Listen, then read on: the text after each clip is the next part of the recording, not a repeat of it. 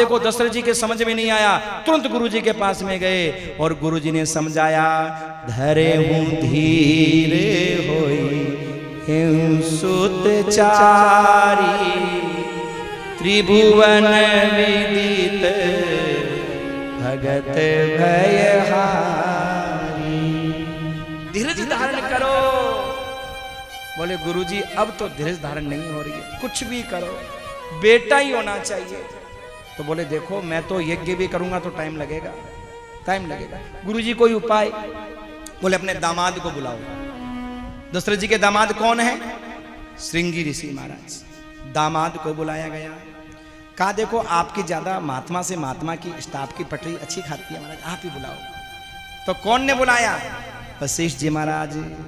श्रृंगी ऋषि वशिष्ठ बुलावा, पुत्र काम शुभ यज्ञ करावा। श्रृंगी ऋषि को बुलाया गया, पुत्र कामना के लिए यज्ञ कराया गया। और भगत सहित मुनि आहुति, एक वचन है बहुवचन नहीं है, पहली आहुति में काम हो गया महाराज। अग्निदेव प्रकट हो गए, खीर बांट दो। देखो खीर 3 चीजों से मिलकर के बनती है, चावल, चीनी और दूध। देखो भैया ये जो दूध है ना, ये ज्ञान का प्रतीक है, दूध ज्ञान का प्रतीक है। और जो शर्करा है ना, चीनी, वो भक्ति का प्रतीक है। और जो चावल है ना, वो कर्म का प्रतीक है। जब ये कर्म, भक्ति और ज्ञान जब उदर में जाते हैं तो भगवान प्रकट होते हैं महाराज। तो ये तीनों के बिना भगवान प्रकट नहीं होते। तो वो खीर दी है। अब बंटवारा कैसे किया? अब महाराज ज्यादा होती तो कह देते कि भर भर पेट खा लो, पर ज्यादा भी नहीं है, थोड़ी है। अच्छा तीनों रानियां बराबर होती हैं तो कहते बराबर बराबर बांट लो, पर तीनों बराबर भी नहीं है। कौशल्या माता, कौशल नरेश की कन्या, केकई माता। अच्छा सुनो, केकई माता का नाम केकई नहीं है। केकई तो हम इसलिए कहते हैं क्योंकि वो केकई देश की है। केकई माता का नाम है स्वरूपा, बहुत सुंदर थी महाराज। और देखो जब युधाजित महाराज मित्र थे किनके? दशरथ जी के, अपने यहाँ लेकर के गए। केकई माता की जब कौशल कला देखी महाराज, वीरता देखी, तलवार से कैसे 99 शेर को महाराज शिकार कर देती थी, तो दशरथ जी ने महाराज मन में सोचा ये तो अयोध्या की पटरानी महारानी होनी चाहिए, ऐसा मन में भाव आया। तो उन्होंने जब अपना प्रस्ताव रखा तो केकई नरेश ने कहा, भाई ने उनके ने कहा, और केकई नरेश दोनों ने, बाप बेटा दोनों ने एक ही बात कही, क्या हम भी चाहते हैं कि हमारी बिटिया का, हमारी बहन का विवाह आपके साथ में हो, पर समस्या क्या है? बोले देखो हर पिता यही चाहते हैं कि उसके जो संतान हो वो राजा बने। अब दशरथ जी लौट करके आए, महाराज उदास रहने लगे। अज महाराज को पता चला, गुरुजी के पास में गए, गुरुजी ने समाधान कर दिया। देखो अंधेरे में पड़े थे ना, तुरंत समाधान कर दिया। गुरुजी बोले चलो शर्त मंजूर है, उनसे कह दो कि अगर तुम्हारी पुत्री का बेटा राजा बनना चाहेंगे तो हम बिल्कुल बनाएंगे। और इसी शर्त के साथ विवाह हुआ था केकई माता के साथ दशरथ जी का। तो गुरुजी से कहा, गुरुजी आप क्या वचन दे रहे हो? आप ऐसा वचन कैसे दे रहे हो? अरे अगर मान लो अभी चलो कौशल्या के पुत्र नहीं है और कहीं हो गया तो, कहीं पुत्र हो गया तो गुरुजी ने कहा चिंता मत करो, बेटा तो केकई नरेश की कन्या के पैदा होगा, पर जो अंश पैदा होगा वो रघुवंशी होगा। और कोई भी रघुवंशी अपने बड़े भाई के रहते हुए इस राज सिंहासन को स्वीकार नहीं करेगा। इसलिए आप तो हां कर दो। और इसी हां के साथ में महाराज विवाह हुआ। साथ में दासी मंथरा आई। सजनों दासी तो थी मंथरा, पर केकई माता की बहन भी लगती है मंथरा।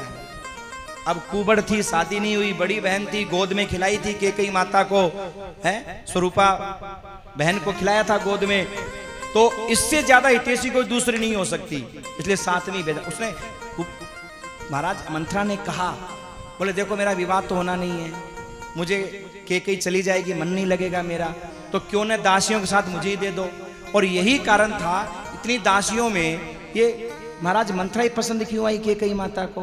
क्योंकि ये माँ की तरह थी, बड़ी बहन थी, हाथों में खिलाया था, इसलिए अपने पास ही रखती थी। दासी की तरह नहीं रखती थी, अपनी बहन की तरह रखती थी। दासी तो कहलाती थी।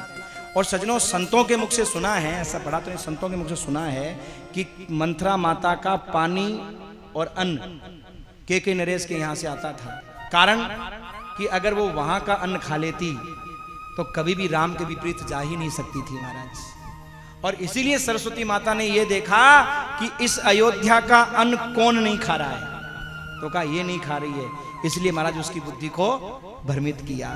तो सजनों, कैकेयी माता जिनका नाम था स्वरूपा, जिनकी वीरता के कारण, कौशलता के कारण, और महाराज विवाह दशरथ जी के साथ में हुआ, एक बड़ी, एक बीच वाली, एक छोटी।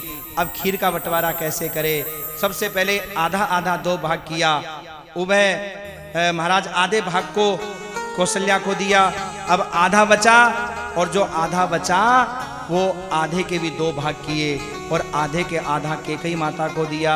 और महाराज जो आधा बचा, आधे का आधा बचा, उसके भी आधे आधे 2 भाग किए, एक कौशल्या माता को दे दिया, एक कैकेयी माता को दे दिया।